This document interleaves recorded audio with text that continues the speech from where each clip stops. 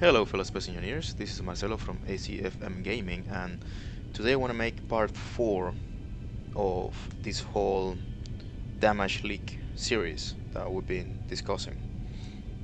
Now I'm here on the nav bridge of my destroyer, and I am looking at those two ships there in the distance where they're fairly close, and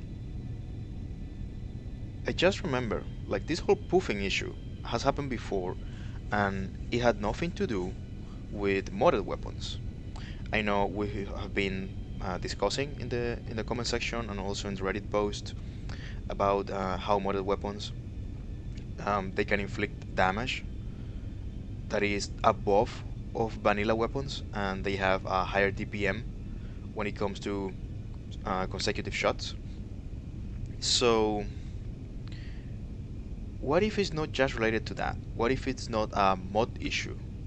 And I know there's like two sides in this discussion. There's like the hardcore users of modded weapons and the hardcore vanilla users, and I happen to be friends with both of those, let's say, proponents. I have friends who just build only vanilla, and friends who uh, like to build weapons. Myself, I consider that some weapons are needed to actually have a ship of a class, and I have said this before. If you want to have things above a frigate, I think the modded weapons are required, unless you have guided projectiles, and that's an issue that I'm gonna touch in this video also. So if you remember, or well, maybe if you don't, let me refresh your memory. Pretty much like the vanilla pirates. Oh, poof, disappeared. That's really interesting. This thing ate a large grid and still alive. Oh, well.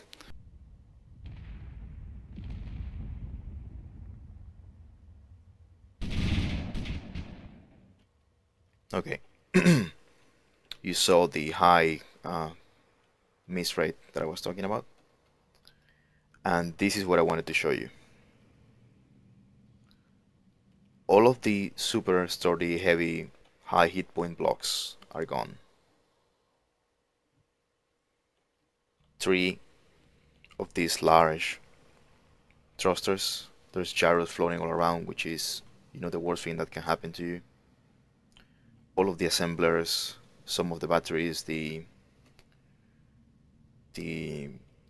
oxygen tanks, more of the thrusters, 3 more thrusters here, 2 of the jump drives, almost all of the entirety of the main engine cluster is gone. Even some of the modules, and we have a surviving the propulsion section of that torpedo. Okay, impressive, right? Well, I was really surprised, and yeah, it kind of like made me laugh a little. It's you know, such a large ship fully destroyed by a tiny one. But anyway, that's not the only thing. What's really bothering me right now is this.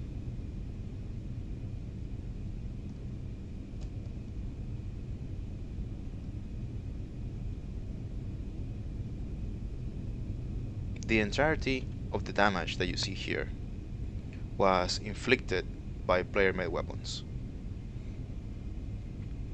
And you may say it's collision damage. That is, what you expect when you hit a small torpedo like that. But here's the thing. Look closely at the turret mounts, and what you will see is the exact same type of damage that was being inflicted by those modded weapons. Even the deformation is the same. You see that outward spike from a collision, and this is the product of Whiplash 141 and me testing his newer yet to be published missiles. And during the middle of the fight, I was facing, um, let's say, almost the total destruction of my ship. So I decided to try to, lodge in the hits with my turrets.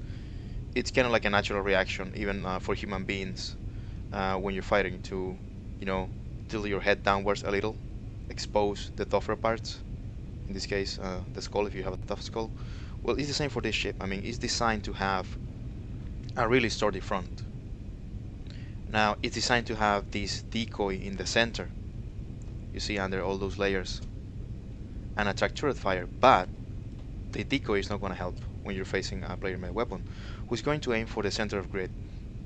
Now, the first hit took out this port fixed gun. Then you know how damage propagates, and look at what it did. Then the second impacted here, and well, took out a sizable portion of the attitude thrusters.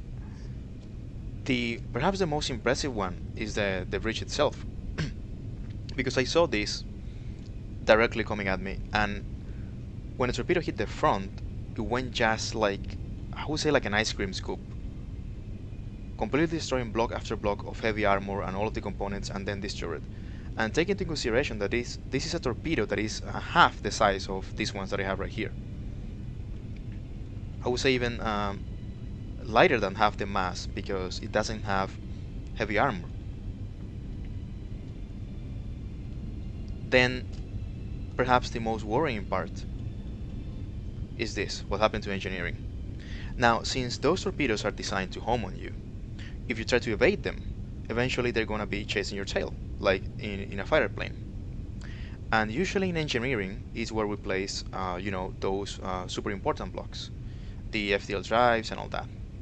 Now, you can bury them anywhere you want. The issue here is that you can see here, this is the impact point on the light armor. If one of those torpedoes just like touches you the wrong way, in the wrong angle, it doesn't have to be, a direct hit on the penetrating tip, just any kind of contact. And I would go on to say that if the torpedo actually impacts you with one of those non-deformable blocks, the damage is going to be worse. Now, what happened here? You can see here there are the spaces for the large thrusters. Those large thrusters are relatively close to the FTLs, which in turn are close to the other large thrusters for the top and bottom attitude control. So that kind of damage transfer cascades, that domino effect, one after the other, and then you end up with a non-existent engineering. Now, you could of course try to compensate for the design, in the design, but what kind of ship are you going to end up with? And isn't the purpose of armor to actually armor something, to protect something? That's basically kind of like the flaw that we're complaining about. We're not complaining, about that such damage shouldn't occur. It's not that. The thing that we believe is wrong is the fact that the damage transfer applies well to armor, but doesn't apply to the non-deformable blocks. So, what we're proposing here is actually having the hit points of a block considered when a collision occurs.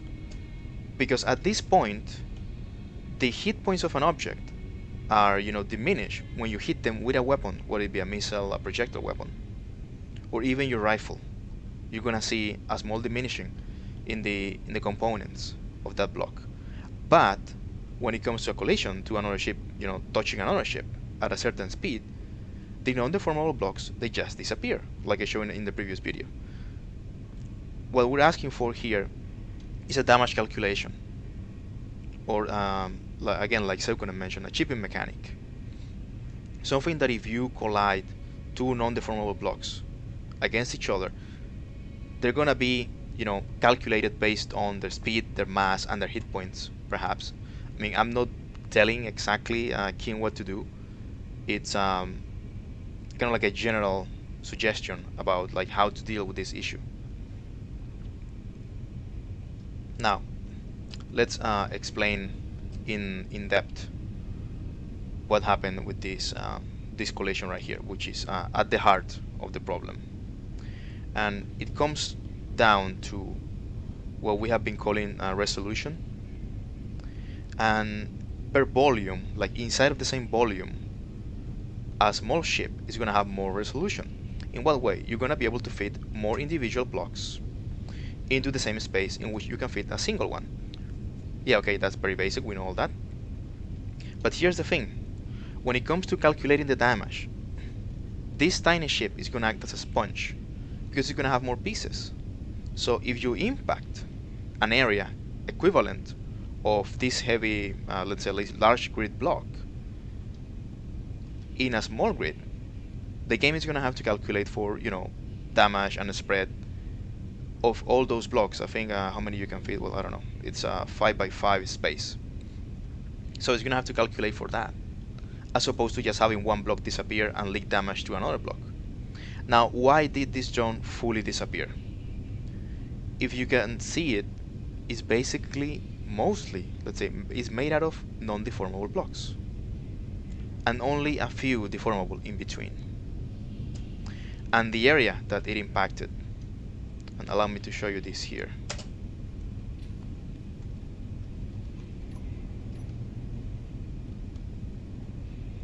Didn't know we had that mod. Okay. The area that it impacted is actually, let me get a rifle. Is this really silly hitbox that these tiny turrets have. So as you can see here,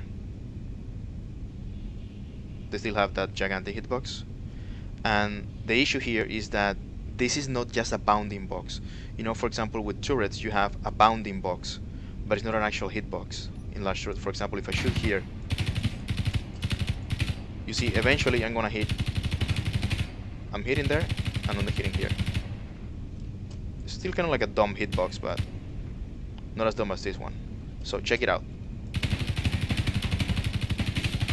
I'm hitting it all the way down there, and that's why you have several mods trying to fix this, because this basically renders the turret useless.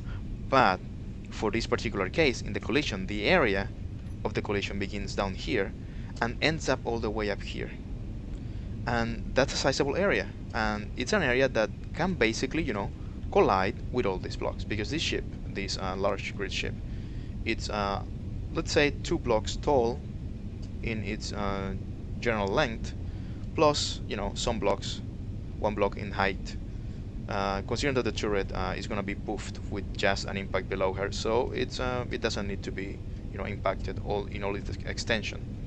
So that's why this tiny ship is able to completely eat up this large grid one.